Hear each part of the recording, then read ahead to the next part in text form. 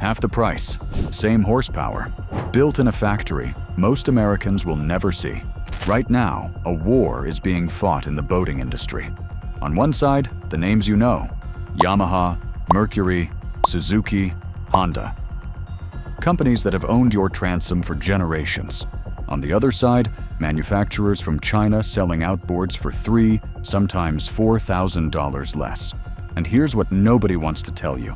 Some of these engines are running flawlessly after hundreds of hours. Others are falling apart before the warranty expires. Dealers won't stock them. Mechanics argue about them. Forum threads about these motors turn into battlegrounds. The question isn't whether they're cheap. The question is whether cheap has finally become good enough, or whether millions of boaters are about to learn the most expensive lesson of their lives. This is the story the marine industry doesn't want you to hear. In the city of Suzhou, along the banks of the Yangtze River Delta, sits a factory that most American boaters have never heard of. It sprawls across thousands of square meters, equipped with robotic assembly lines, Hyundai machining centers, and cathodic electrophoresis coating systems that rival anything in Japan. This is Parson Power Machine, and since 2004, it has been building outboard motors designed to do something the industry said was impossible: compete with the giants at half the price. The numbers tell a story that should terrify Mercury and Yamaha. By 2006, just 2 years after opening, Parson had become China's largest outboard manufacturer and exporter. Today, their motors run in over 100 countries. Their product line stretches from portable 2-horsepower units to electronic fuel injection models pushing 115 horsepower. Every single engine, according to the company, undergoes 500 hours of continuous full-throttle testing before leaving the factory. And the price? A Parson 60-horsepower 4-stroke retails for roughly $4,000. A comparable Yamaha costs nearly double. For decades, the American boating market operated on a simple understanding: you wanted reliability, you paid for it. The Big Four, Yamaha, Mercury, Suzuki, and Honda, weren't just selling engines. They were selling peace of mind. The assurance that when you're 20 miles offshore with your family aboard, your outboard will bring you home. That assurance came with a price tag. And for years, boaters accepted it. But something shifted. The global outboard market, valued at approximately $10 billion in 2024, began feeling pressure from an unexpected direction. Not from new American innovation, not from European engineering. From Chinese factories that had spent 2 decades quietly learning, copying, improving, and waiting. Parson wasn't alone. In Hangzhou, another manufacturer called Hidea built a facility capable of producing 100,000 outboard units per year. Their engines earned EPA certification in the United States, CE certification in Europe, and CCS certification in China. 70% of their production shipped to developed markets. They weren't selling to emerging economies looking for cheap alternatives. They were selling to Americans, Canadians, Australians, boaters who knew exactly what a Yamaha cost and wondered if there was another way. The promise was intoxicating. A working-class fisherman who'd been saving for 3 years to afford a new outboard could suddenly buy one today. A family that had given up on upgrading their aging pontoon boat could reconsider. The Chinese manufacturers weren't just offering motors. They were offering access. And for a certain segment of the market, budget-conscious buyers, commercial operators burning through engines on rental fleets, adventurers who treated outboards as disposable tools, the math made undeniable sense. Even if the Chinese motor lasted half as long as a Yamaha, you could buy 2 for the same money. Forums began filling with testimonials. A buyer in New Zealand reported 250 hours on his Parson with nothing but routine maintenance. A commercial operator in Australia ran an entire rental fleet on Hidea engines, replacing 1 machine per season and still coming out ahead. The tone was cautious but optimistic. Maybe, they suggested, the world had changed. Maybe the old rules no longer applied. But the boating community is not built on optimism. It's built on experience, and not everyone's experience matched the success stories.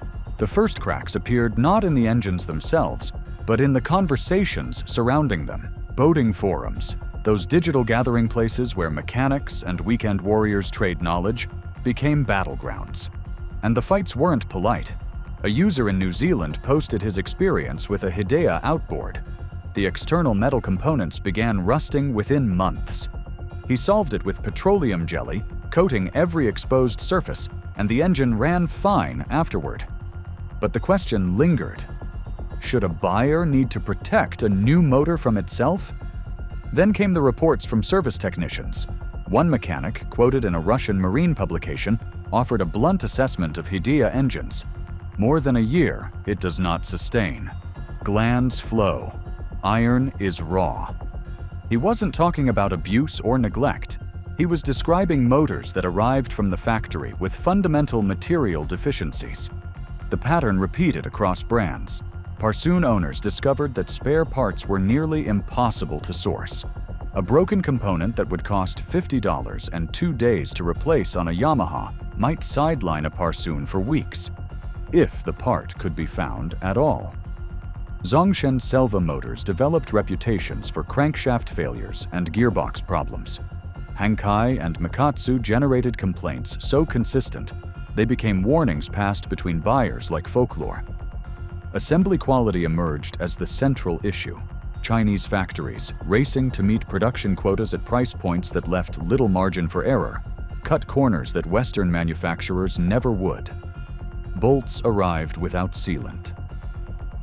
Gearbox caps came loose from the factory. Gaskets failed because workers forgot to install them properly. One industry observer noted that buying a Chinese outboard had become a lottery. You might receive an engine assembled on a good day by a careful technician, or you might receive one rushed through by a worker meeting a quota before lunch. The fuel hoses became symbolic of the larger problem. Across nearly every Chinese manufacturer, owners reported hose failures, cracking, leaking, deteriorating in ways that created fire hazards and left boaters stranded. It wasn't a complex engineering challenge. It was simply cheap material, chosen to save pennies, costing owners their confidence. What made the situation more frustrating was the inconsistency. Some buyers genuinely did receive excellent motors. A sailor on an Australian forum reported 3 years of reliable service from his Parson, logging hundreds of hours with nothing more than oil changes and impeller replacements. He defended the brand vigorously, dismissing critics as elitists who couldn't accept that the Japanese no longer held a monopoly on quality. But his experience sat alongside others who watched their engines fail catastrophically within the warranty period, only to discover that warranty claims required shipping heavy machinery overseas, waiting months for resolution, and dealing with language barriers that made communication nearly impossible. The dealers noticed. In the United States, Parsoon and Hidea remained fringe options, available through specialty importers and online retailers, but absent from mainstream marine dealerships. The reason was simple. No dealer wanted to stake their reputation on a product they couldn't reliably service or confidently recommend. One Australian distributor tried to bridge the gap, advertising that every Parson they sold was individually tested in a tank and tuned by hand before delivery. The message was revealing. They weren't selling confidence in the factory. They were selling their own intervention as a necessary safeguard. The boating community found itself divided into camps. True believers insisted the problems were overblown, the result of user error or unrealistic expectations. Skeptics pointed to the mounting evidence and asked a simple question. When you're miles from shore, is saving $2,000 worth the risk? Neither side was entirely wrong, and that ambiguity became the story's most troubling element. The mathematics of regret are brutal. A boater in Canada purchased a Chinese 40-horsepower outboard, saving roughly $2,000 compared to a Suzuki equivalent. 18 months later, the lower unit failed. Parts were unavailable domestically. The engine sat on his garage floor for 11 weeks while he navigated international shipping, customs paperwork, and email chains with a factory representative whose responses arrived days apart. When the repair was finally complete, he calculated his true cost, the original purchase price, plus shipping, plus the replacement part, plus a full summer of missed fishing. He sold the boat that autumn. The buyer asked about the motor. He told the truth. The sale price dropped by $1,500. This is where the promise of affordable Chinese outboards meets its harshest reality: resale value. In the used boat market, an engine's brand carries weight that transcends its mechanical condition. A 10-year-old Yamaha with documented service history commands respect. A 3-year-old Parsoon with identical hours generates suspicion. Buyers know the stories. They've read the forums. They factor the risk into their offers. One New Zealand forum member captured the dynamic perfectly.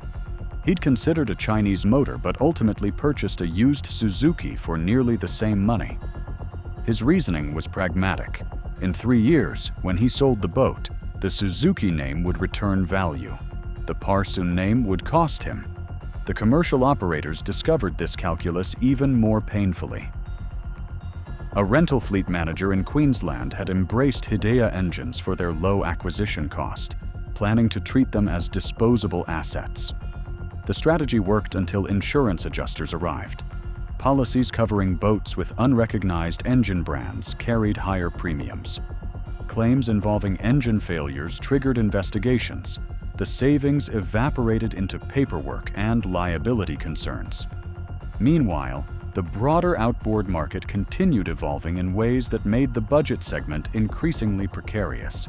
In 2024, global production of outboard engines declined 8.5%. The industry was contracting, consolidating, becoming more competitive at every price point. Yamaha, Mercury, Suzuki, and Honda responded not by raising prices, but by defending territory, offering financing packages, extended warranties, and loyalty programs that narrowed the gap between their products and the Chinese alternatives. The acquisition of Torqeedo by Yamaha in early 2024 signaled another shift. The Japanese giant paid a figure in the high double-digit millions of euros to acquire the German electric motor pioneer. The message was clear. The future of marine propulsion was changing, and the established players intended to own it. Chinese manufacturers, still struggling to master conventional four-stroke reliability, suddenly faced the prospect of an industry leapfrogging past them entirely. For individual buyers who had gambled on Chinese motors and lost, the consequences extended beyond money. Trust, once broken, rarely returns. A family whose vacation ended with a tow back to the marina doesn't remember the $2,000 they saved. They remember the fear on their children's faces. They remember the embarrassment of waving down a passing boat. They remember swearing, as the harbor came into view, that they would never make that mistake again. The boating community talks. At marinas, at launch ramps, at the service counter while waiting for oil changes. Stories travel. And the stories about Chinese outboards, even the positive ones, always carry an asterisk, an exception, a caveat, a warning dressed as advice. Some owners remained loyal, insisting their motors had performed flawlessly and that the horror stories reflected bad luck or improper maintenance. They weren't lying, but they also couldn't explain why their experience diverged so dramatically from others who bought the same product, from the same factory, in the same year. The answer lay not in the water, but in the factories themselves. Understanding why Chinese outboard motors fail requires understanding how they're built, and more importantly, what gets sacrificed to hit those price points. A Yamaha outboard represents decades of vertical integration. The company controls its supply chain with obsessive precision. Aluminum castings come from certified foundries using specified alloys. Bearings arrive from suppliers who have partnered with Yamaha for generations. Assembly technicians train for months before touching a production unit. The process is slow, expensive, and deliberately inefficient by pure cost accounting standards. But it produces engines that start on the first pull after sitting through a Michigan winter. Chinese manufacturers operate under different pressures. Parsun, despite its modern facility, competes in a domestic market with dozens of rivals. Price determines survival. Every component decision becomes a calculation. Can we source this bearing from a cheaper supplier? Can we reduce the copper content in these windings by 8% without affecting performance? Can we cut assembly time by skipping a torque verification step? Individually, these choices seem reasonable. Collectively, they create the lottery that buyers describe. The metal itself tells the story. Japanese outboards use marine-grade aluminum alloys developed specifically for saltwater exposure. These alloys cost more, but resist corrosion at the molecular level. Chinese factories often substitute commercial-grade aluminum, perfectly adequate for automotive or industrial applications, but vulnerable to the relentless chemistry of ocean water. An engine that performs identically to a Yamaha in a freshwater test tank begins deteriorating the moment it touches salt. Coating processes compound the difference. Yamaha's multi-stage powder coating and anodizing treatments add days to production time and significant cost per unit. Chinese manufacturers frequently apply single-stage coatings or reduce curing times to maintain throughput. The result looks identical on the showroom floor. The difference emerges 18 months later, when bubbling paint reveals oxidation spreading beneath the surface. Quality control philosophies diverge even more dramatically. Japanese manufacturing culture treats defects as systemic failures requiring root cause analysis. A single faulty unit triggers investigation, documentation, and process adjustment. Chinese factories, operating on thinner margins with higher volume targets, often treat defects as statistical inevitabilities, acceptable losses absorbed by warranty reserves rather than prevented through process improvement. This explains the baffling inconsistency that forum users describe. Two identical Parsun engines, built on the same line in the same week, might deliver radically different ownership experiences. One received careful attention from an experienced assembler. The other was rushed through by a temporary worker meeting quota. Neither buyer can know which they purchased until the hours accumulate. The parts availability crisis stems from similar economics. Yamaha maintains global parts distribution networks because their business model depends on 20-year ownership cycles. A boater running a 2004 Yamaha expects to find impellers, gaskets, and lower unit components at any marine dealer. That expectation drives loyalty, resale value, and brand premium. Chinese manufacturers, selling primarily on initial price, invest less in aftermarket infrastructure. Parts exist, but supply chains remain undeveloped in Western markets. A component readily available in Suzhou becomes unobtainable in Saskatchewan. The engine that saved $2,000 at purchase becomes worthless when a $50 seal fails, and no replacement exists within 3,000 miles. Industry analysts note that this pattern mirrors earlier Chinese manufacturing sectors. Automobiles, electronics, and power tools all followed similar trajectories. Initial quality problems, gradual improvement, eventual competitiveness. The question isn't whether Chinese outboard manufacturers can build reliable engines. Given sufficient time and investment, they almost certainly can. The question is whether the boating market will grant them that time, and whether buyers will risk their money, their safety, and their summers to fund the learning curve. The answer, increasingly, depends on what alternatives emerge. Something is shifting in the factories of Suzhou and Hangzhou. The engineers know it, the executives know it, and slowly, the boating world is beginning to notice. Parsun recently opened a new headquarters, announcing investments in research and development that signal long-term ambition rather than short-term profit extraction. Hidea constructed what they call the most advanced outboard production line in China. Automated systems designed to reduce the human variability that plagued earlier generations. Both companies have expanded their electronic fuel injection offerings, a technology that requires precision manufacturing and sophisticated calibration. The warranty terms tell their own story. Where early Chinese outboards offered 12 months of coverage with extensive exclusions, current models from major manufacturers now carry 2-year warranties backed by growing international service networks. It's not yet comparable to Yamaha's infrastructure, but the gap is narrowing. Electric propulsion adds another variable to an already complex equation. The marine industry stands at a technological crossroads, with traditional combustion engines facing pressure from battery-powered alternatives. Torqeedo, now owned by Yamaha, offers electric outboards that eliminate many of the quality concerns plaguing budget combustion motors. No lower unit gears to fail. No fuel system components to deteriorate. No casting quality variations affecting long-term durability. Chinese manufacturers have entered this space as well, with e-propulsion emerging as a legitimate competitor, shipping nearly 10,000 units in the first half of 2024 alone. Their motors sell primarily in Europe, where environmental regulations and shorter cruising distances favor electric adoption.